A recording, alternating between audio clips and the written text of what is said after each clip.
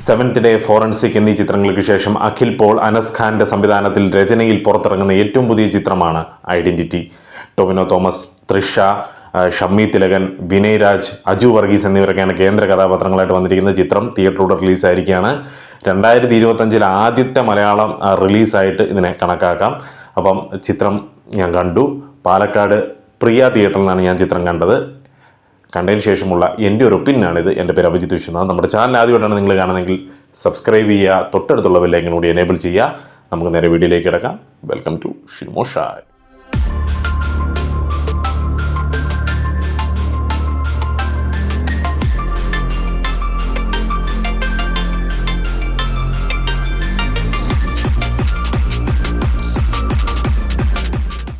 Identity, ഇതിൻ്റെ ഒരു teaser വന്നപ്പോൾ തന്നെ നമ്മൾ അതിനെപ്പറ്റി ഒരു എക്സ്പെക്ടേഷൻ വീഡിയോയും കാര്യങ്ങളൊക്കെ നമ്മുടെ ചാനലിൽ ഇട്ടിരുന്നു. അപ്പം തന്നെ ഒരു പ്രതീക്ഷ നൽകിയിരുന്നു ഇതൊരു എന്തോ ഒരു ടെക്നിക്കലി സൗണ്ടഡ് ആയിട്ടുള്ളൊരു സിനിമയായിട്ട്, അല്ലെങ്കിൽ കുറച്ചും കൂടി വിഷ്വലി റിച്ച് ആയിട്ടുള്ളൊരു സിനിമയായിരിക്കും എന്നുള്ള കാര്യത്തിലൊരു തീരുമാനം ഉണ്ടായിരുന്നു. അതിൻ്റെ ട്രെയിലർ വന്നപ്പോഴാണെങ്കിൽ അത് ഊട്ടി ഉറപ്പിക്കുന്ന രീതിയിലായിരുന്നു ട്രെയിലറും കട്ട്സും കാര്യങ്ങളൊക്കെ വന്നിരുന്നത്. ഇതിൻ്റെ എഡിറ്റിംഗ് കൈകാര്യം ചെയ്തിരിക്കുന്നത് ചമൻ ചാക്കോയാണ്. ഇതിൻ്റെ വിഷ്വൽ ഡയറക്ടർ ഓഫ് ഫോട്ടോഗ്രാഫി ചെയ്തിരിക്കുന്നത് അഖിൽ ജോർജാണ്. അതുപോലെ തന്നെ ഇതിൻ്റെ മ്യൂസിക് കൈകാര്യം ചെയ്തിരിക്കുന്നത് ജെയ്ക്സ് ബിജോയാണ്. അഖിൽ പോൾ അതുപോലെ തന്നെ അനസ് ഖാൻ എന്നിവരാണ് ഇതിൻ്റെ രചനയും സംവിധാനവും ചെയ്തിരിക്കുന്നത്. സെവൻത് ഡേ, അതുപോലെ തന്നെ ഫോറൻസിക് എന്ന ചിത്രങ്ങൾക്കൊക്കെ ശേഷം അവർ ചെയ്യുന്ന ഒരു സിനിമയാണിത്. അപ്പോൾ ഫോറൻസിക് എന്ന് പറയുന്ന സിനിമ മുമ്പ് കണ്ടിട്ടുള്ളവർക്കറിയാം, അതേ ഒരു ടീമിനെ തന്നെയാണ് ഇവിടെ എടുത്തിരിക്കുന്നത്. ആ ഫോറൻസിക് എന്ന് പറയുന്ന സിനിമയുടെ ഒരുപാട് ടെക്നിക്കൽ സൈഡ് ആ സിനിമയിൽ പറയുന്നുണ്ടായിരുന്നു. ഒരു ഫോറൻസിക്, ഒരു മരണം സംഭവിച്ചു കഴിഞ്ഞാൽ അവിടെ ഫോറൻസിക് ടീം വന്നു കഴിഞ്ഞാൽ എന്തൊക്കെ കാര്യങ്ങളാണ് കളക്ട് ചെയ്യുക, എങ്ങനെയാണ് അവർ ഓരോ DNAസും അല്ലെങ്കിൽ ഓരോ തെളിവുകളും ഫിംഗർ പ്രിൻസും ഒക്കെ കണ്ടുപിടിക്കുന്നത് എങ്ങനെയാണെന്നൊക്കെ കുറച്ചും കൂടി നമ്മൾ അറിയാത്ത കുറേ കാര്യങ്ങൾ നമ്മളെ പഠിപ്പിച്ചു തരുന്ന രീതിയിലായിരുന്നു ആ സിനിമ വന്നിരുന്നത്. ഇവിടെ ഐഡന്റിറ്റി എന്ന് പറയുന്ന സിനിമയിലും ഏതാണ്ട് അങ്ങനെ കുറേ കാര്യങ്ങൾ നമ്മളെ പഠിപ്പിക്കാനും ഒക്കെ ഇവർ ശ്രമിക്കുന്നുണ്ട്. അതുപോലെ തന്നെ ഒരു പ്രത്യേക കാര്യം പറയുന്നുണ്ട്, അത് ഞാൻ എടുത്ത് പറയുന്നില്ല. അതൊരു സർപ്രൈസ് ബ്രേക്കിംഗ് ആയിപ്പോവും, സസ്പെൻസ് ബ്രേക്കിംഗ് ആയിപ്പോവും. അപ്പോൾ അതുകൊണ്ട് അത് ഞാൻ എടുത്ത് പറയുന്നില്ല.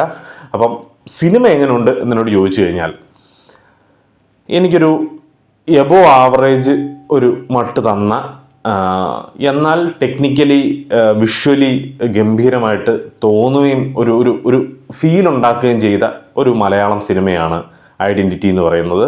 ഒരു ഹോളിവുഡ് ടച്ചോട് കൂടിയ മലയാളം സിനിമയാണ് ഐഡന്റിറ്റി എന്ന് പറയുന്നത്. എനിക്ക് ഫസ്റ്റത്തെ കുറേ വിഷ്വൽസും കാര്യങ്ങളൊക്കെ എനിക്ക് ഫസ്റ്റ് ഹാഫ് എനിക്ക് ഭയങ്കരമായിട്ട് വർക്കൗട്ടായി. കുറേ പേര് പറയുന്നത് കേട്ടോ ഫസ്റ്റ് ഹാഫിനെക്കാളും സെക്കൻഡ് ഹാഫാണ് അവർക്ക് വർക്കൗട്ടായത്. പക്ഷെ എനിക്ക് ഫസ്റ്റ് ഹാഫ് കുറച്ചും കൂടി വർക്കൗട്ടായ പോലെ തോന്നി. അതിന് വിഷ്വലി ആണെങ്കിലും അതിൻ്റെ ഒരു കഥ പറയുന്ന രീതിയിലാണെങ്കിലും ഒരു സർപ്രൈസ് അല്ലെങ്കിൽ ഒരു സസ്പെൻസ്, ഒരു ക്യൂരിയോസിറ്റിയൊക്കെ നിലനിർത്തുന്ന രീതിയിലാണ് അതിനെ മുമ്പോട്ട് കൊണ്ടുപോയത്. സെക്കൻഡ് ഹാഫിലേക്ക് വന്നപ്പോഴേക്കും ഒരുപാട് കാര്യങ്ങൾ പറയുന്നുണ്ട്. അതുകൊണ്ട് തന്നെ കോൺവെർസേഷൻസ് സിനിമയിൽ ഒരുപാട് കൂടുതൽ വന്നു. കുറേ ആക്ഷൻ സീക്വൻസുകളും അതുപോലെ തന്നെ സൂപ്പർ ആക്ഷൻ സീക്വൻസും കാര്യങ്ങളൊക്കെ ഉണ്ട്. അപ്പം അതൊക്കെ ഇന്ന് വരെ മലയാള സിനിമയെ കാണാത്ത, അല്ലെങ്കിൽ അത്തരത്തിലൊരു വിഷ്വലി ഇത്രയും സെറ്റപ്പ് ആയിട്ടൊരു സാധനങ്ങളൊന്നും ഇതുവരെ മലയാള സിനിമ കണ്ടിട്ടില്ല. അതുകൊണ്ട് തന്നെ സെക്കൻഡ് ഹാഫ് മേ ബി കുറേ പേർക്ക് ഒരുപാട് ഇഷ്ടപ്പെട്ടിട്ടുണ്ടാവാം. എനിക്ക് ഇഷ്ടപ്പെട്ടു, ഇല്ലെന്നല്ല ഞാൻ പറയുന്നത്. പക്ഷേ എനിക്ക് ഫസ്റ്റ് ഹാഫാണ് കുറച്ചും കൂടി ഇഷ്ടപ്പെട്ടതെന്ന് പറയാം. ചിത്രത്തിന് ഒന്നാമത്തെ ഒരു പോസിറ്റീവായിട്ട് എനിക്ക് തോന്നിയെന്ന് പറയുന്നത് ഇതിൻ്റെ വിഷ്വൽസ് ആണ്. അഖിൽ ജോർജിൻ്റെ വിഷ്വൽസ് ഒരു രക്ഷയില്ല, ഗംഭീരമായിട്ട് വർക്കൗട്ട് ആയിട്ടുണ്ട്. സൂപ്പർ വിഷ്വൽസ് ആണ്. ഓരോ ഷോട്ടുകളൊക്കെ കൊണ്ട് വെക്കുന്നൊരു പൊസിഷൻസ് കാണാം, അത് പറയാതിരിക്കാൻ പറ്റത്തില്ല. കളർ ഗ്രേഡിങ് ആണെങ്കിലും ഗംഭീരമായിട്ട് വർക്കൗട്ട് ആയിട്ടുണ്ട്. അതുപോലെ തന്നെ ഇതിൻ്റെ സെക്കൻഡ് പോസിറ്റീവായിട്ട് പറയേണ്ടത് ഇതിൻ്റെ എഡിറ്റാണ്. ചമൻ ചാക്കോയുടെ എഡിറ്റ് ഒന്നും പറയാനില്ല. ഫാസ്റ്റ് കട്ടിൻ്റെ ഒക്കെ കുറേ സാധനങ്ങളുണ്ട്. സൂപ്പറാണ്. ഒരു സെക്കൻഡ് താഴെയൊക്കെ തീർന്നു പോകുന്ന കുറേ ഷോട്ടുകളുണ്ട്. സൂപ്പറായിട്ട് അതിനെ കോർത്തിണക്കി വെച്ചിട്ടുമുണ്ട്. VFX ടീമിൻ്റെ കാര്യം പറയുകയാണെന്നുണ്ടെങ്കിൽ എനിക്ക് ഒരു പരിധി വരെ എനിക്ക് ഇഷ്ടപ്പെട്ടു. പക്ഷേ അജു വർഗീസിൻ്റെ എനിക്ക് തോന്നുന്നു ഡേറ്റ് ഇഷ്യൂസ് കാരണം ചില സീനുകളിൽ അജു വർഗീസിന് മീശയുണ്ട്, ചില സീനുകളിൽ അജു വർഗീസിന് മീശയില്ല. അപ്പോൾ സോ അതിനെ ഒന്ന് കണ്ടിന്യൂറ്റി മിസ്റ്റേക്ക് ഒന്നും വരാതിരിക്കാൻ വേണ്ടി മീശ VFX വെച്ച് കളഞ്ഞിട്ടുണ്ട്. അപ്പോൾ അത് നന്നായിട്ട് എടുത്തറിയുന്നുണ്ട്. കുറേ സീനുകളുണ്ട്. അത് ഒരു ചെറിയ മാസ്കിങ് എങ്കിലും എന്തെങ്കിലും കൊടുക്കുമായിരുന്നെങ്കിലും നമുക്കൊന്ന് കൺവിൻസിങ് ആയിട്ട് എടുക്കാമായിരുന്നു. പക്ഷേ ഇത് കുറേ സീനുകളിൽ കുറച്ചൊന്ന് വൾഗറായിട്ട് തോന്നുന്ന പോലെ തോന്നി. അതുകൊണ്ട് എനിക്ക് എത്ര ആ VFX വർക്ക് എനിക്ക് ഇഷ്ടപ്പെട്ടില്ല. പക്ഷേ VFXൻ്റെ ഗംഭീര വശം വേറൊന്നുണ്ട്, സൂപ്പറായിരുന്നു. അതിൻ്റെ ഒരു എക്സ്പീരിയൻസ് തിയേറ്ററിൽ കാണുന്നത് ഭയങ്കര രസമുണ്ടായിരുന്നു. ലോജിക് ഒന്നും ചിന്തിക്കേണ്ട, ലോജിക്കില്ലാതെ ചിന്തിച്ചാൽ കൊള്ളാം എന്നൊക്കെ തോന്നുന്ന രീതിയിൽ അത് ചെയ്തു വെച്ചിട്ടുണ്ട്. അടുത്തൊരു പോസിറ്റീവ് എന്ന് പറയുന്നത് ഇതിൻ്റെ മ്യൂസിക്കാണ്. ജെയ്ക്സ് ബിജോയ് പടത്തിൻ്റെ ആ ഒരു പേസും അതിൻ്റെ ഒരു ടെൻഷൻ ഉള്ള ഒരു സെക്ഷനുണ്ട്, അവിടെയൊക്കെ അതിനെ ബിൽഡ് ചെയ്തെടുത്തതൊക്കെ ജെക്സ് ബിജിയുടെ ഒരു കഴിവ് തന്നെയാണ്. സൂപ്പറായിട്ട് എനിക്കത് വർക്കൗട്ടായിട്ടുണ്ട്. പാട്ടുകളൊന്നും എനിക്ക് അത്ര ക്യാച്ചി ആയിട്ട് തോന്നിയില്ല, പക്ഷേ ബാക്ക്ഗ്രൗണ്ട് സ്കോർ പൊളിച്ചു. ഒരു ക്രൈം നടക്കുക, ആ ക്രൈം നേരിട്ട് കണ്ട ദൃക്സാക്ഷിയായിട്ടുള്ള തൃഷ ആ കില്ലറുടെ മുഖം എക്സ്പ്ലെയിൻ ചെയ്ത് കൊടുക്കുകയും അത് ടൊവിനോ തോമസ് അത് വരയ്ക്കാൻ ശ്രമിക്കുന്നതും തുടർന്ന് ആ കുറ്റവാളിനെ പിടിക്കപ്പെടുന്നുണ്ടോ അല്ലെങ്കിൽ പിന്നീട് എന്തൊക്കെയാണ് നടക്കുന്നത്, എന്തൊക്കെയാണ് ഇവിടെ സംഭവിക്കുന്നത് എന്നൊക്കെയാണ് ഈ സിനിമ പറയാൻ ശ്രമിക്കുന്നത്. ഓവറോൾ പറയുകയാണെന്നുണ്ടെങ്കിൽ ഒരു ടിപ്പിക്കൽ കഥയും കാര്യങ്ങളൊക്കെ തന്നെയാണ്.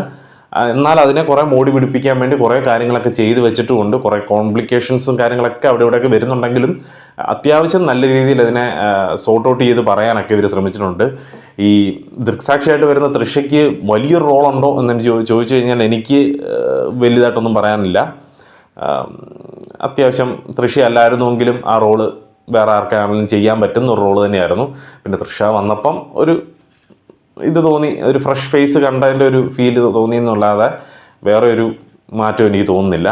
ടൊവിനോ തോമസിൻ്റെ ക്യാരക്ടർ നല്ല രീതിയിൽ എഴുതപ്പെടുകയും അതുപോലെ തന്നെ നല്ല രീതിയിൽ പുള്ളി അതിനെ പ്രസൻറ്റ് ചെയ്യാനും നല്ല രീതിയിൽ ശ്രമിച്ചിട്ടുണ്ട്.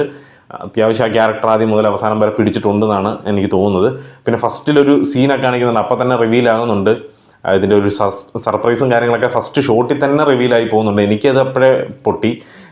അതുകൊണ്ട് അതിൻ്റെ അകത്തൊരു ട്വിസ്റ്റായിട്ട് പറഞ്ഞപ്പോൾ എനിക്കതൊരു വലിയ ഗുമ്മായിട്ടൊന്നും എനിക്ക് തോന്നിയില്ല. വിനയരാജിൻ്റെ കഥാപാത്രവും അത്യാവശ്യം വലിയ കുഴപ്പമില്ലാതെ പുള്ളി തമിഴിൽ ചെയ്യുന്ന അതേ സെറ്റപ്പും പരിപാടിയൊക്കെ തന്നെയാണ് ഇവിടെയും ചെയ്തിരിക്കുന്നത്. അതും വലിയ കുഴപ്പമില്ലാതെ ചെയ്തു. അജു വർഗീസും അത്യാവശ്യം നല്ല രീതിയിൽ തന്നെ അവരുടെ റോള് ചെയ്തിട്ടുണ്ട്.